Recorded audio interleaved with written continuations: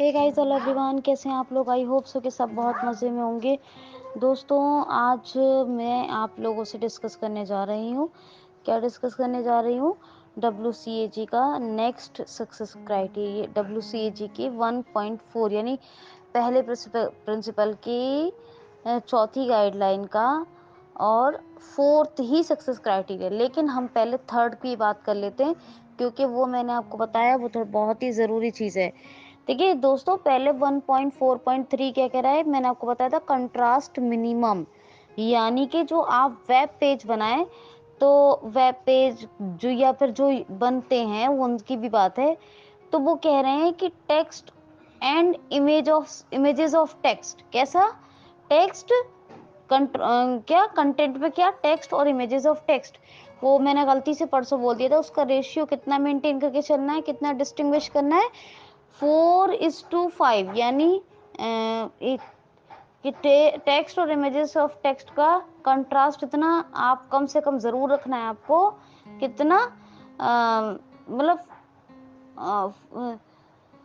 4:5, यानी कि कम से कम आप जो है वो पाँच जो है आप रेशियो रखेंगे कम से कम फोरग्राउंड का, और बैकग्राउंड का ज़्यादा से ज़्यादा आप रख सकते हो मतलब 4। किसके लिए बता रही है ये? जैसे पिक्चर्स वगैरह बनाते हैं या कोई बहुत बड़ा बड़ा टेक्स्ट लिखना है उसके लिए। तो वो कितना 4:5 यानी 4.5 में आप लिख सकते हो। फिर आती है बात लार्ज टेक्स्ट की, बहुत बड़ा बड़ा टेक्स्ट, उसका कॉन्ट्रास्ट कितना मिनिमम रखना है? तो 14.42 एक मिनट 14 टू 18.66 कितना पीटी? 14 पीटी टू 18.66 पीटी, यानी कम से कम 14 और ज्यादा से ज्यादा 18, यानी 18.66 पीटी कम से कम। और उसका कितना बताया? कम से कम 4 रखिए, ज्यादा से ज्यादा 5 रखिए। मतलब किसका? बैकग्राउंड और फोरग्राउंड की बात नहीं कर रही हूँ मैं, इमेजेस और जो टेक्स्ट और इमेजेस ऑफ टेक्स्ट है उसका क्या कम से कम कितना रखना है आपको? 4 और ज्यादा से ज्यादा 5। 4:5, यानी बैकग्राउंड और जो फोरग्राउंड है, अगर आपने कोई इमेज या टेक्स्ट ऑफ इमेज दे रहे हैं तो कम से कम उसका कॉन्ट्रास्ट 4:5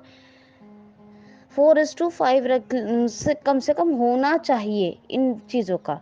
और अगर लार्ज टेक्स्ट यूज कर रहे हैं तो कम से कम या तो 14 पीटी, यानी 4 पी, वहां पे 4 पीटी 4, एक मिनट कुछ गलती हुई है, रुकिए। 4.5 पीटी कितना होना चाहिए टेक्स्ट और इमेजेस ऑफ टेक्स्ट का? 4.5, माफ कीजिए, 4.5 पीटी। ठीक है, 4:5 पीटी भी कह सकते हैं, ये तीनों में से एक होना चाहिए, 4:5 पीटी या 4.5 पीटी। ठीक है, याद रखना, ज्यादा 5, कम से कम 4। अब इमें लार्ज टेक्स्ट की बात आती है तो कितना? 14.18, कम से कम 14 पीटी, ज्यादा से ज्यादा 18.66 पीटी। या फिर अगर कम से कम तो इतना रखना, ज्यादा से ज्यादा और बढ़ाना, मतलब कम से कम आपको लगता है कि ये कम है, कंट्रास्ट और भी रेशियो में रखा जा सकता है, तो कम से कम 18, ज्यादा से ज्यादा 24 पीटी रखना चाहिए, इसके अलावा नहीं। और बोल्ड टेक्स्ट के लिए क्या रेशियो बताया है? कि कम से कम 3:1, यानी 3 कम से कम बोल्ड में जो रखेंगे तो 3 कम से कम फोरग्राउंड का और 1 बैकग्राउंड का। 3:1 किसका? बोल्ड टेक्स्ट का। तो ये किसने कितना, किसकी बात हुई है? ये हुई है 1.4.3 की। किसकी? 1.4.3। अब आता है 1.4.4, यानी टेक्स्ट रिसाइज। अभी हमने कॉन्ट्रास्ट मिनिमम को लेकिन पढ़ लीजिएगा, क्योंकि इसके रेशियो याद करना बहुत जरूरी है। अब आती है 1.4.4 यानी कॉन्ट्रास्ट मिनिमम की बात। क्या कहते हैं कि क्या कहा जाता है कि अगर कोई टेक्स्ट है और आप उसको जूम करके देखना चाहते हो, तो हॉरिजॉन्टल स्क्रॉलिंग करके तो वो मर्ज नहीं होना चाहिए। आप चाहें तो 200% जूम कर सकते हैं, यानी कि कह रहे हैं कि पेज कैसा, पेज फंक्शनल हो रहे।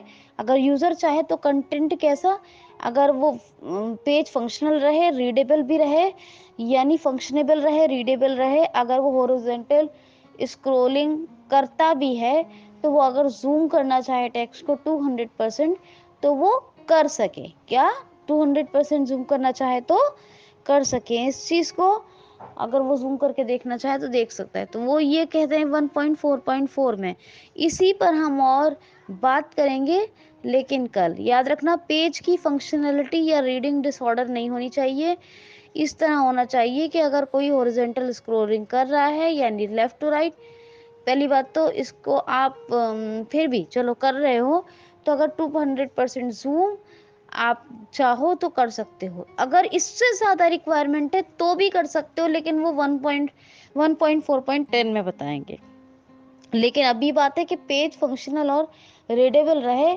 भले ही अगर कोई हॉरिजॉन्टल स्क्रॉलिंग के साथ 200% जूम करके देखना चाहे तो वो अपना टेक्स्ट को यूजर कर सकता है। यानी कौन, इसका नाम क्या है, टेक्स्ट रिसाइज। लेवल क्या है, डबल ए। कॉन्ट्रास्ट मिनिमम का भी डबल ए था 1.4.3 का, और 1.4.4 यानी रिसाइज टेक्स्ट का भी क्या है, कन्फॉर्मेंस लेवल डबल ए। दोनों का डबल ए है, याद रखिएगा।